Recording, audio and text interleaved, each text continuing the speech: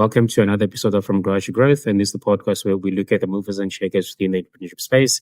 I'm your host, Brian, and today our guest is Deborah Choi, an award-winning serial entrepreneur and co-founder, managing director of Founderland. Founderland is Europe's fastest-growing community for underrepresented founders. And in this episode, Deborah will share her journey from Nigeria to US and Europe, and her insights on building inclusive communities and her work supporting underrepresented women founders. So to give you the floor, Deborah, I'd just like to introduce yourself. Just give us an idea of who Deborah Choi is. Thank you, O'Brien. Yes, so you've shared already a little bit about me. Today I live primarily in Berlin. I live between Berlin and Marrakesh. Though, as you mentioned, I have lived elsewhere too. So I was born in Nigeria. I am Igbo, and my family immigrated to the U.S. when I was quite young. So I grew up in the U.S. and studied there as well. Only moved to Europe 8 years ago. And that's just the geographical part of my story. Over the last 20 years, I've been an entrepreneur. In that time, I have built 6 different ventures. Today, I am leading one of them, which is Founderland. It is Europe's largest and fastest growing community for women of color entrepreneurs across the continent. I'll get more into that later, but over my career of entrepreneurship, I've been able to really enjoy and experience a lot of the highs and lows of that journey. You know, everything from raising venture capital, selling a company, to, breaking up with a co-founder, running out of money, and everything in between. So that's a bit about myself. So you mentioned you grew up predominantly in the US. How did that journey within the US kind of shape your form of identity and belonging within that space itself? Yeah. I mean, identity and belonging for me are words and concepts that I've never been able to settle. I've always had to kind of pick them up again, especially as my journey and my story has continuously evolved, right, over the years. So, when I was growing up, my family immigrated to the Midwest of America. And if you're not familiar with what the Midwest of America might look like, especially back in the 80s, very homogenous, very conservative, very different really from, the home that my parents knew. And this is where I grew up. I definitely grew up feeling different. So again, just thinking about identity, belonging for much of my elementary, even middle school, I was one of maybe 3 people of color in my class. And so, sticking out and, being identified as someone who was different and other and not from that place, was something that was part of my growing up from a very early age, something that I had to really kind of address for myself and hold, while still also, of course, trying like many young people to belong. And fast forward to today, right? So living in Germany now for 8 years. And I say that sometimes with awe and wonder, like how have 8 years passed? I'm, beginning that process of naturalization, to eventually at the end of it, become a German citizen. And so once again, that question of identity, how German am I really, continues to rear its head. But ultimately for me, what I've had to do for there to be kind of peace that comes along with that question is to simply kind of reframe for myself who I am, separate from, these kind of external markers of my identity, whether that be, my citizenship, my career, or, my personal status. So, I am someone who loves to create. That's my identity. I am someone who loves, nature. That's also really, really part of my identity. And I'm also someone who is very, very curious about how things work around. And I think that when we start to, kind of create our identities from the inside out, they start to feel a lot more tangible. It's something that you can hold on to for honestly the rest of your life. And, unlike some of these, elements of our identity that of course are important still, like where you're from, what you do. These things, as we know, they change, they ebb and flow over time. And so I think that, to kind of over answer your question, identity and belonging to me are definitely, concepts that I tinker with, I get playful with, and I try to use ultimately in ways that empower me, in my day to day. And you spoke about this relocation in Germany and just being getting to the process where you're naturalizing within the German ecosystem and being a German citizen. How has this relocation to Berlin kind of helped you? In one of your interviews, you spoke about you found your tribe within Berlin. How has that finding your tribe shifted your identity and helped you be like, oh, this is my people and this is where I want to be? Right. I'll say this. I had a tribe in New York, which was my home before I moved to Europe. I think ultimately, like when you find your people, that's the stamp that you're home, or there's some kind of home for you. Right. And I think that, what's been really beautiful about this community and this tribe, if you will, that I've built here in Berlin is honestly how diverse it is. I thought that I knew a diverse tribe living in the heart of New York City and, having friends who were like me, who are entrepreneurs. I was running one of my former companies back then as well. But also having friends who were in the arts and who were in finance and who were in education, kind of like all the major industries that you find in such a big city. But, honestly, moving here to Berlin, I've found that there's even more diversity and layers to my tribe here.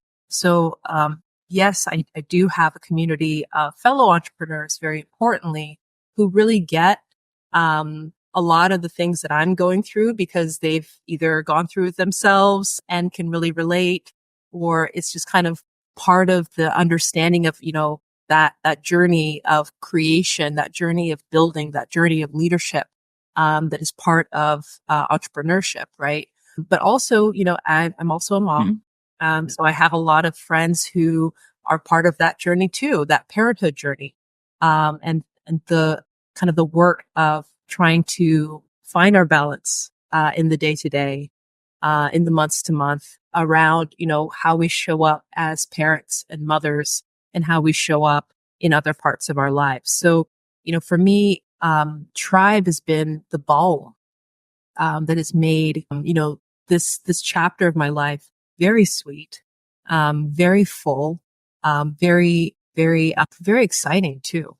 And I think that, whenever I hear if someone is moving somewhere, Europe, Berlin, Nigeria, anywhere, I always say, give yourself at least 2 years to find your tribe. I mean, there's all the other stuff you're going to need to do when you move somewhere. Whether there's like a language you need to learn, or bureaucracy you need to overcome, or work you need to find, or work you need to create even.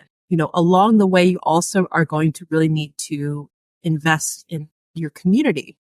And that does take time, but give it at least 2 years.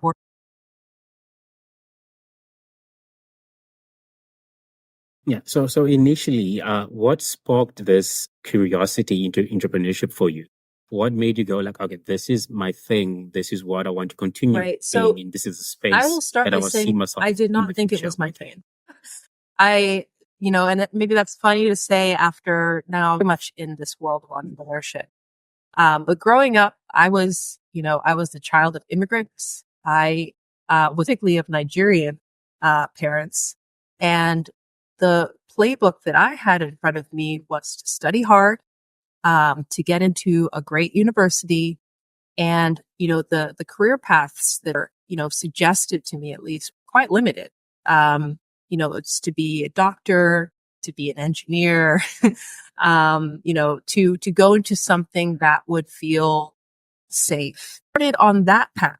I got into a university, really formative for me, University of Chicago, and I was studying political science, with the plan to go on to law school. I knew nothing really about what it meant to be a lawyer, but I felt that there could be a way for me to make an impact in this world.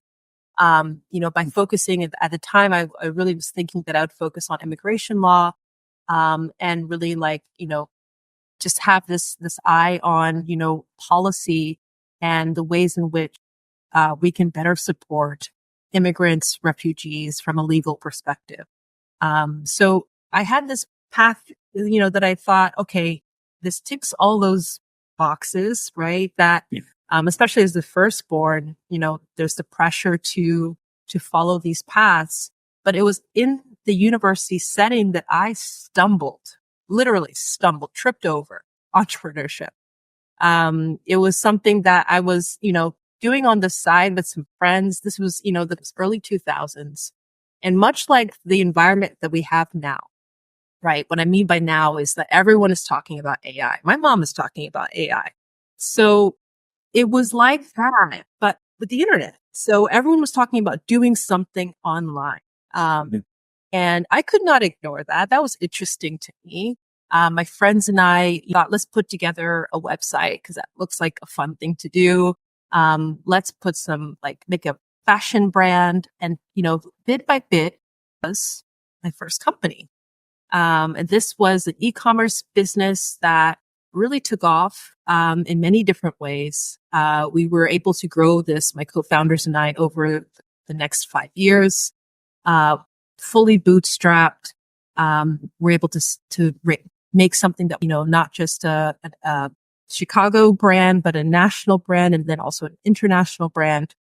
We were recognized on the Business Week Top 25 under 25 for this business. I think we sold the company. And that whole experience was such an education on entrepreneurship, but on not limiting myself. It was really the first time, I think, that I kind of woke up. If that's thought, oh, wait a second, my future is in my hands. I'd still be a lawyer, could also be an entrepreneur. I could do anything if I put my mind to it. And it's super cheesy to say that. And I think that honestly, no matter how cheesy it is to say that, more young people need to hear that. And when I kind of had that experience, it enabled me to kind of just think about, what I want to do, ask myself questions that I hadn't asked myself before. And even then, I wouldn't say even I was completely off, the something other than entrepreneurship. I was still thinking about how to like continue to try something in entrepreneurship, but then also, to really kind of honor that path that would be maybe the smart path or the safe path. But it was that kind of like new crossroads that I had never been before, that I reached, through that first experience. So this was kind of my jump into entrepreneurship. So I want to touch in with this notion that you've had in your previous interview about you shifting from a purely business-minded focus when you initially go into starting a new venture into one that more aligns with your values and your personal values specifically. So how during your journey did this shift of mindset kind of occur to you that I need to more focus on ventures that align with who I am when I go into business and when I establish a new venture? Yeah. So my shift, if you will, in how I started to think about myself as an entrepreneur and a purpose-driven entrepreneur really only came in the last 5 years of these 20 years. And it's not to say that I was, in the first part of my entrepreneurship journey out here money laundering and doing completely separately, purposeful businesses. But I would say that my focus was, I was really looking at, okay, what's the opportunity here? I was looking at previously, what am I curious about? I was looking at what can I learn from this? I was looking at what might be my competitive advantage. These are not bad things to look at. And I still look at those things. But I would say that I started to add the question of, is this aligning with my purpose in the last 5 years? And that's changed a lot of things. Why did I start to ask that question? I will tell you the story, and it sounds super cheese, but it was when I was running at the time my fourth company. And this was my first business in Europe. I was doing direct to consumer or D2C plants, house plants. I was in that space for a good almost 5 years. And, in that kind of company, there was a lot of things that were good, like plants make people happy. Plants are a very interesting business to be in. Honestly, there's a lot that needs to be and still needs to be, disrupted in the space. There's a lot of things that have kind of been a certain way for literally generations. So there was a lot of things that I was bringing to the space with my direct to consumer approach, with my focus on plant care as well, that were interesting, innovative, and also impactful in a good way. But it was at that time, and I was, this deep in plants, hands in the dirt, as you are when you're in this kind of business. It's not a clean business. I just felt like I got a message. And that message was, Deborah, your work is really around supporting women and girls. And I couldn't ignore it.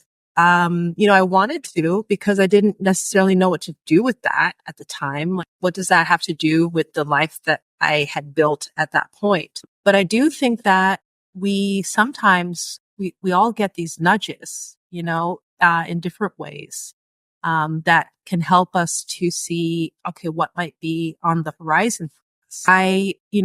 At the time, I didn't know necessarily what to do with it, but I was already kind of clued into looking out for the information, the insight, the aha that would help me to understand how do I take what feels like a message and kind of turn it into actions that I can hold and hold myself responsible to.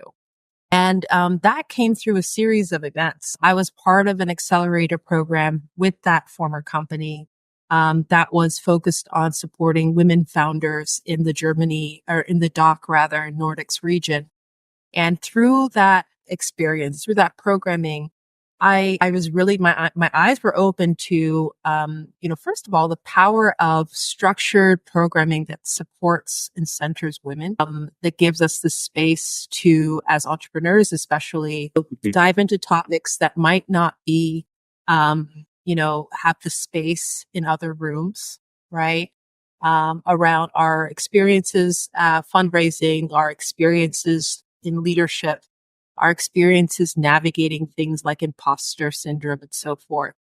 And coming out of that program, I thought, wow, this was amazing. And I would love to find another one that also has this eye towards intersectionality, that's looking at women, but also looking at our race and ethnicity and maybe creating programming or support around, what it's like to be a woman of color in this ecosystem or a Black woman in this ecosystem. So, my thinking was already kind of there. And these were those like nuggets, those little like moments that, step by step led me literally to Founderland, led me to work that, felt at the time and continues to feel, really so grounded for me in purpose work, work that, I feel very, very aligned with. And since you brought up Founderland, can you kind of run us down through? You spoke in terms of some of the things that led you to Founderland. Can you speak about what's the notion, what's the idea between Founderland? What are you guys trying to solve within the entrepreneurship space within the European ecosystem? Right. So Founderland began. Let me start at the beginning in a really grassroots manner in early 2020. My co-founders and I, at the time, we were looking to create a one-day conference in the spring of 2020 to bring together women of color entrepreneurs from across Europe, to also bring investors, importantly, who were committed to diversifying their deal flow, their pipeline, their portfolio. And we did not at the time have this vision of a whole organization that would be running for all of the years that it's been running so far. It was really just like, let's create this moment in the ecosystem that does not yet exist. And let's see what we can learn from that. Obviously, most plans for any kind of conference or event in spring of 2020 were canceled because of COVID, because of everything that was going on at that time. And, we had, we also, of course, could not continue with our original plan. But in the process of creating that original plan, we also built momentum. And momentum, will continue regardless. And so, it was then the thinking of, well, what can we do online? How can we translate what were our goals, right, for that one day event into something that can exist online, because we don't yet know, right, when we could go back to plan A. And I'm so glad that we never went back to plan A. So since then, Founderland has expanded, has taken on funding and funders, supporters along the way. And we do a couple things today.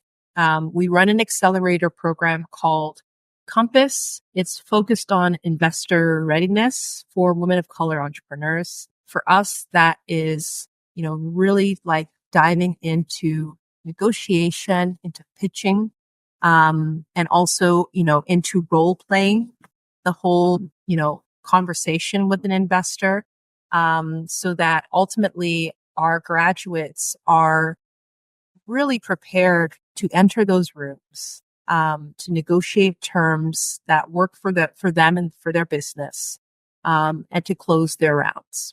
I'm so proud to share too that, 3 cohorts in, our alumni have already raised over 10 million euros collectively, which is, kind of chinking away a little bit at, the numbers that are, what we all see in the ecosystem. So, less than 2% of venture funding today in Europe goes to women-led startups.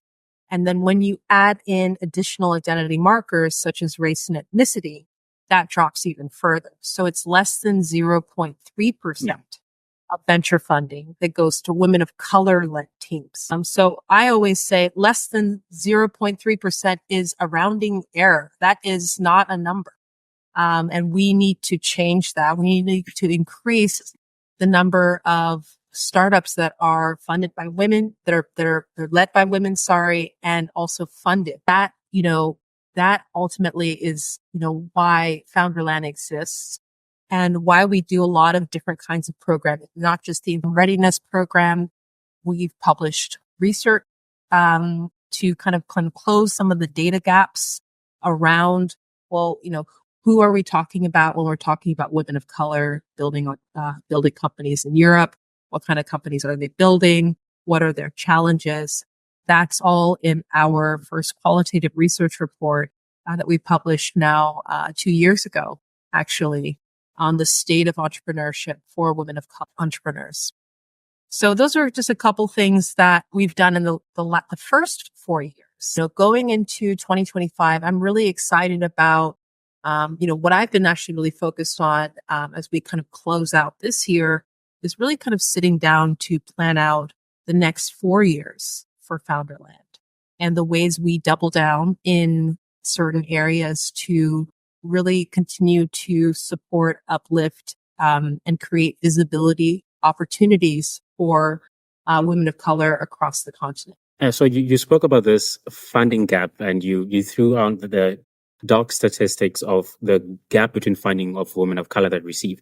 And within the startup scene, VC funding, there's this notion of pattern recognition where VC founders usually look at people that look like them, which is predominantly white-centric male. What strategies do you feel need to be put in place to kind of break that stereotype within funding that make it more inclusive, more welcoming to different groups of people, specifically looking at women? Absolutely. I mean, on one hand, when we do look at the other side of the table, right, and we're talking about VCs, primarily because we have the data there, but I think that this is also going to really apply to the angel investor landscape as well. If we had more metrics and data on and visibility on demographics there as well. But the other side of the table is mostly male and mostly white. Yes, there is pattern recognition there, but when you go a little bit deeper, and this is the thing that I think is very interesting between very broadly the funding ecosystem in Europe and the funding ecosystem in the US. So two markets that I have some familiarity with personally. And a lot of the VCs that we're seeing in Europe, their background is primarily financial. So you're seeing people kind of in terms of like, what is their pipeline into VC? Maybe coming from consulting or coming from private equity, investment banking, something in the financial markets, and then going into VC, which is, of course, a financial role. Yes. But what you're seeing on the US side is you're seeing a lot of VCs who are operators who are then, yes, going into VC. So they could be successfully exited founders themselves who then go on to raise a fund and operate a fund. And the thinking between the two are vastly different.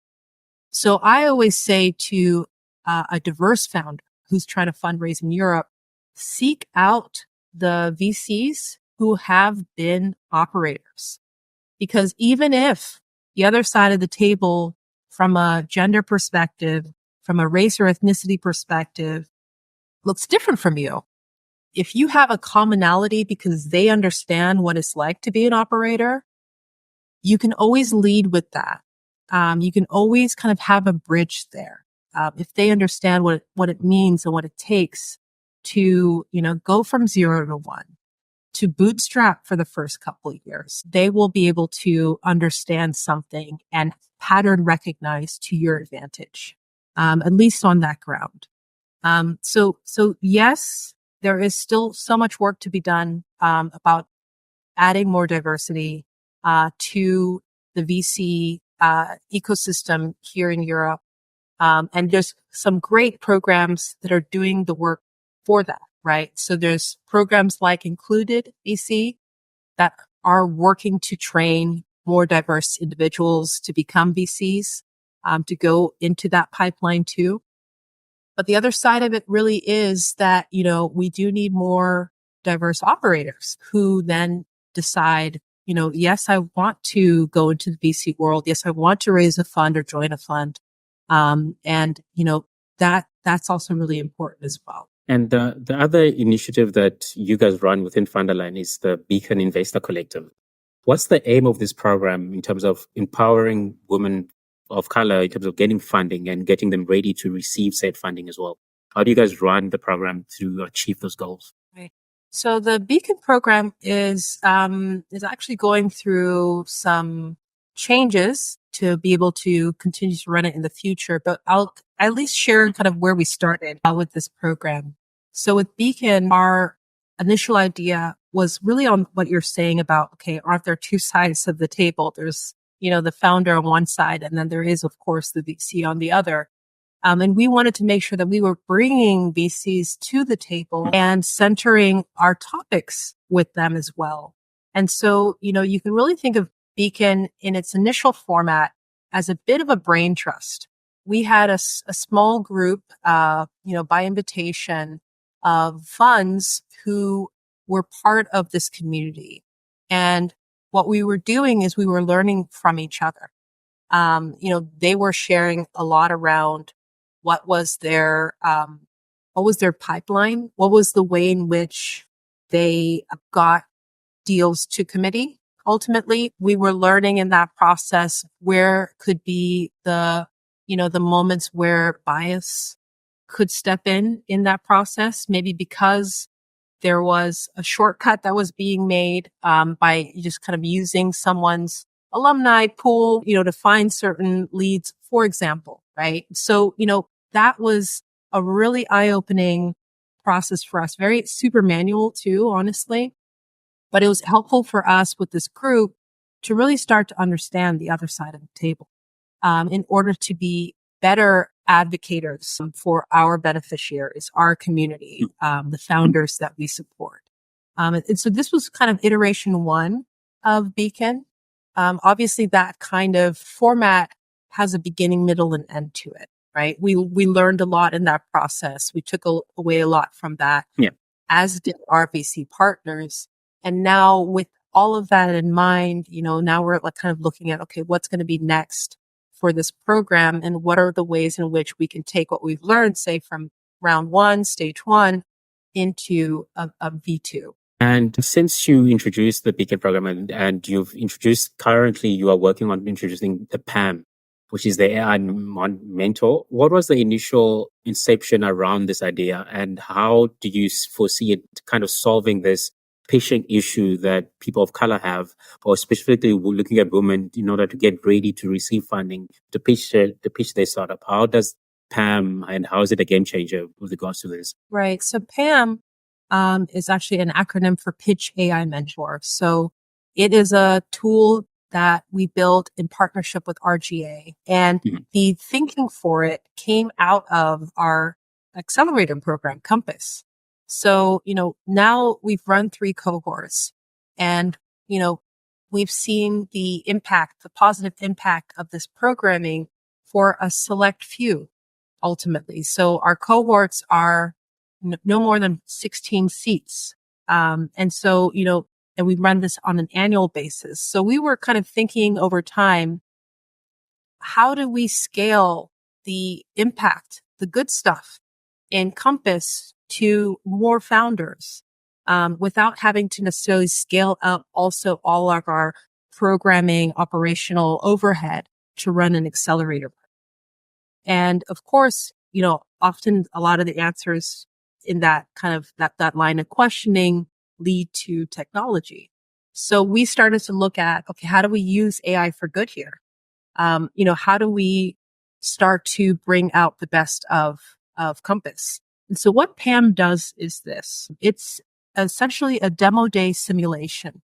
You walk into this virtual room, you upload your pitch deck, and then these 5 AI-powered VCs enter the room. Kind of think like a Zoom room, right? They all enter the room, and then you have 5 minutes to give your pitch. After those 5 minutes are done, where you're pitching, you're going through your slides just as if it's a real, virtual demo day. Afterwards, you then get feedback.